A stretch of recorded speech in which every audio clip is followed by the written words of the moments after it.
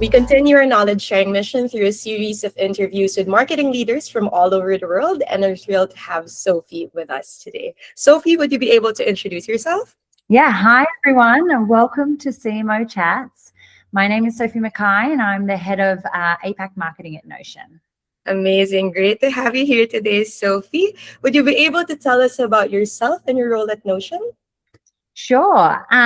So look, my role at Notion really spans everything across brand, comms, community marketing, startups, and demand generation. And my team is really spread across like 4 countries in APAC. So Japan, South Korea, Australia, New Zealand, and hopefully soon Singapore. And I think like before Notion, I essentially have like 17 years in tech marketing, mostly in B2B marketing.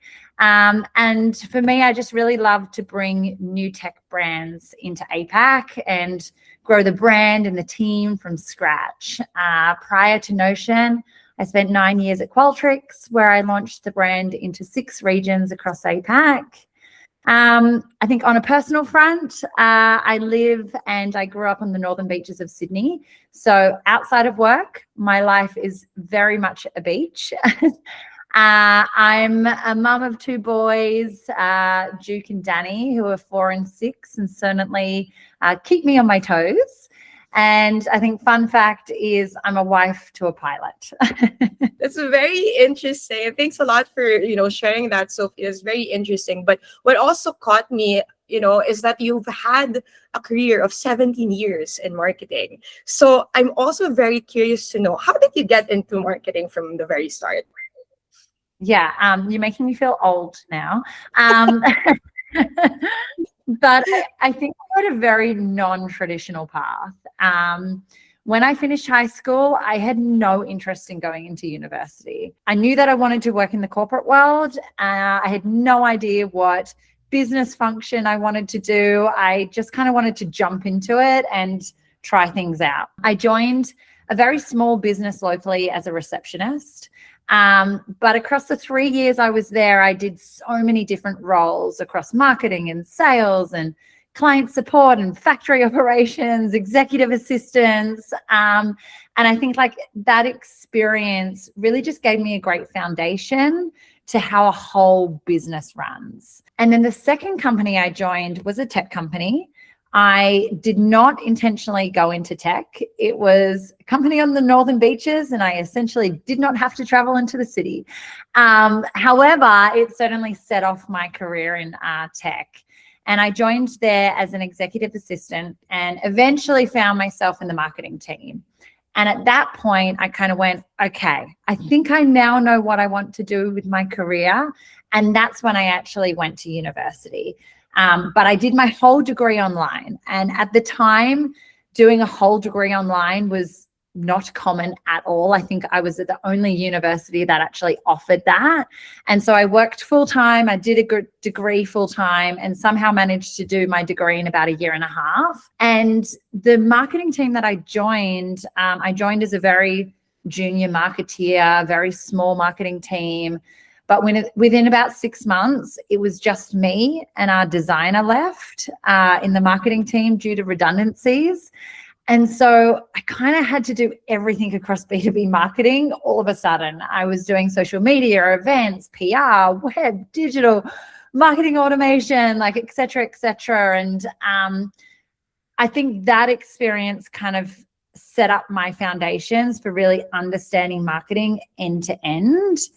And everywhere I went from there, I never really specialized in any part of marketing, and every role has been very broad. And I think that's something that I've really enjoyed and looked for in any role that I've joined. And I think it's quite interesting, your journey leading up to this current role, right? I think you've worn so many hats throughout the years, and yet you found yourself, being in that marketing role still. So I'm also curious, we've talked about, your journey towards being head of APAC marketing, but currently in your role, I think I'm a bit curious to know as well, what's your main marketing focus at the moment? And I guess, why do you think it's important to your company's growth and success? I think for me, my main marketing focus is building integrated in-country marketing across APAC. because APAC is a very, very diverse region. I think it's probably one of the most diverse regions in the world, and one size will not fit all. Like what we do in Japan in terms of marketing is extremely different to what we do in Australia. And so for me, there's kind of like three key things here. First is I'm really focused on growing deep local marketing capability in terms of teams and programs that really understand the nuance of each market and can deliver across brand and community and startups and demand gen as that single connected motion. I think when that's working really well, you don't just run campaigns, you're essentially building trust and relevance, and that's what at the end of the day earns attention in really crowded categories. Second is that I'm focused on connecting the top and the bottom of the funnel. I think brand work matters because it creates familiarity and preference, but that has to translate into product adoption and real pipeline. And so I'm really trying to consistently design programs where the story people hear matches what they experience in the product. And then the third thing is like making sure our marketing is really set up for what's changing right now, which is AI. I think we're in a really unique moment where we have the permission and the opportunity to just completely rethink and rebuild how we do things entirely. And I think it's a really exciting moment for marketing to tap into that. And I think you've brought up a lot of really interesting points, understanding the regional nuances, really making sure that the audience really understands, the value of what Notion brings into each of those locations, and having that deep marketing local capability and building that trust within the market, I do think is quite relevant. And so you've talked about a lot of really interesting points, but I guess from your perspective, especially with, in this day and age, what would you say is the biggest challenge that marketers are facing today? It comes back to my last focus area, which is AI, but more specifically like the pace of AI. I think marketers' challenge is like really trying to keep up with the pace of change. Every marketing leader, I think, now knows and believes that AI can absolutely make their team faster and more effective. But I think the hard part is turning that belief into practical day-to-day AI applications and workflows. I think most marketing teams are kind of sitting in the messy middle. You've got marketing individuals who are kind of experimenting with AI and they're getting some sort of individual productivity efficiency, but that hasn't yet scaled across an entire team. And I think it's more than just the AI tools shift. It's really a team shift. I think we're all trying to figure out, what does the modern marketing org look like in this new era? What are the roles that will change? What skills will become core? And like, how do you keep creativity and strategy high while being able to automate the busy work with AI? Lots of change happening really fast, but it's exciting. I think that's also, one of those $1 million questions a lot of marketers are also asking themselves, right? But I think my next question is a bit related to that, right? So what do you believe is the biggest opportunity for, let's say, marketing directors or CMOs today that might not have been available in the past? I think for CMOs and marketeers is we can do dramatically more than what we could before. And we now don't need to be an expert in every single area of marketing. Like a marketing leader who doesn't know how to build a landing page can all of a sudden vibe code a website. I think in the past, to scale, it meant headcount and agencies and bigger budgets. But today, the opportunity is really building like an AI-powered marketing operating system where you can actually enable your teams to move faster from insight to execution. You can turn customer data into positioning. You can turn positioning into content. You can turn content into campaigns. And you can do all of that without having to wait for additional headcount to open up. I think it's really, really exciting. And I think there's a big opportunity for CMOs to actually shift their teams up the value chain.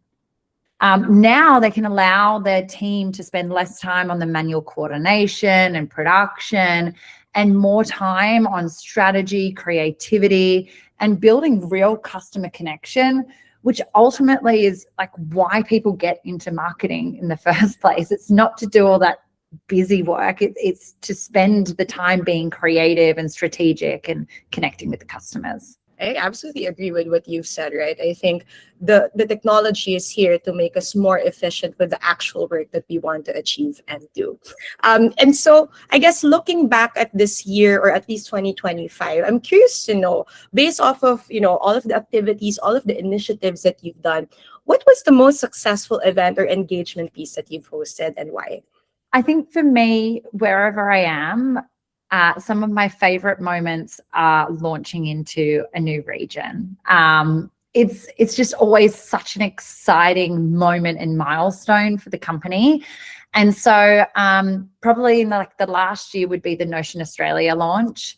And I think what makes it really fun and exciting is that it's not just a single event or activity. It's a coordinated multi-channel market splash that really brings together like PR and out of home and influencers and community and executive engagement into that one storyline of Notion being here in Australia.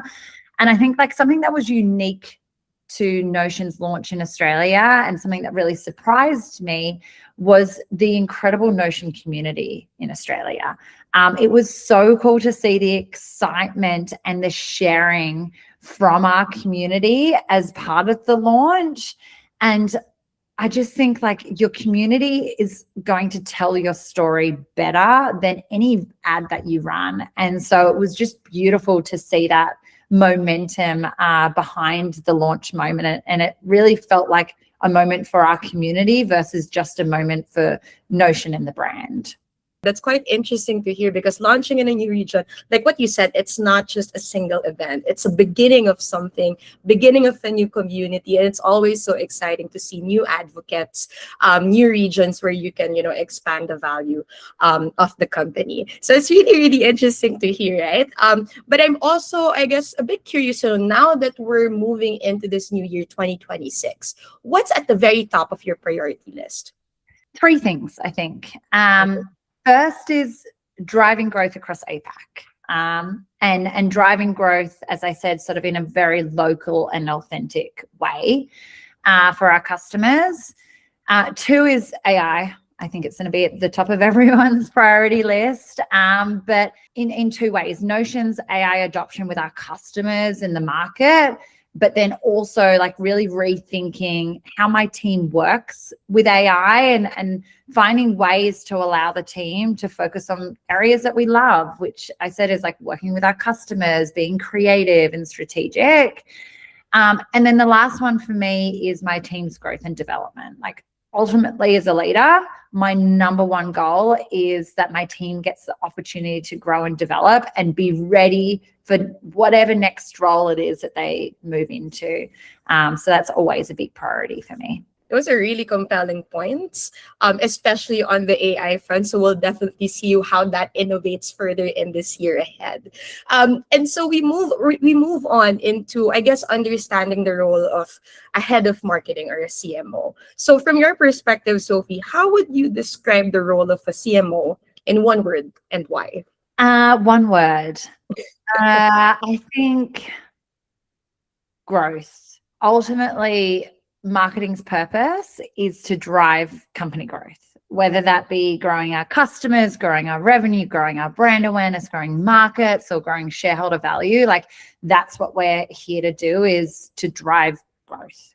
And I think there's a lot more to see in terms of what marketing will evolve into in the next coming years to come as well. And so of course, with this podcast, we're expecting a lot of different people to be hearing this. So if there's, for example, someone who would like to start a career in marketing, would you have any career advice that you would be able to give them? Yes, I think don't specialize too early. I think try and get as much exposure across different parts of marketing as you possibly can, like particularly with the world of AI, right? I think 2 is like say yes to opportunities. Even when you don't feel completely ready for that opportunity, some of the fastest growth happens when you're slightly out of your depth and you have to learn on the fly. I think that's really important. And then the third thing is just AI. Make a habit of it. Like, dive into it. Don't be afraid of it. See what's possible, and just be curious. Continue to learn. I think that's going to really help all marketeers in their career. I absolutely agree. And very compelling points. Don't specialize too early. Say yes to opportunities and AI. And so we're on to our very last question, Sophie. And I think this is, if you had one question that you could ask marketing leaders such as yourself, what would it be? I think I'd just be really curious to understand how they're thinking about their marketing org team and structure, and how they're thinking about roles and evolving those roles in the AI era. That would be super interesting.